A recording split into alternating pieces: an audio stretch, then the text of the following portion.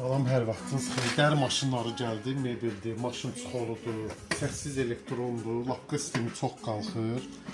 Addımı 12-dir, sürəti azaldıb çoxaltma var. Rayonlara göndəririk. Ən qalın saplarla da işləyir. 15 nömrə, 11 nömrə. Altına nə parça, nə dəri qoysaz hamısını çox rahat tikəcək. Ünvan Binə Bazarı 7-ci sıra naxırı. Tarifikasına kimi Japondur. 2 il rəsmi zəmanəti var. İndi altında görün nələr tikəcəm, baxın. Ramin makinada, Binə Bazarı 7-ci sıranın axırında Ramin makina. Şaqlarda dəyişmək olur. 2-dən 12-yə kimi. Ha, bildiyiniz fanerkadır. Üstünə də dərini qoyduq. Buyurun, bax. Ha, maşın adında belə maşın alın. Bir dəfə iynə batırım, salatlamasın. Gördünüz? Fanerkiyə kimi tikir. Fanerkiyə kimi, ha. Atın yəhərini də qoyun altına.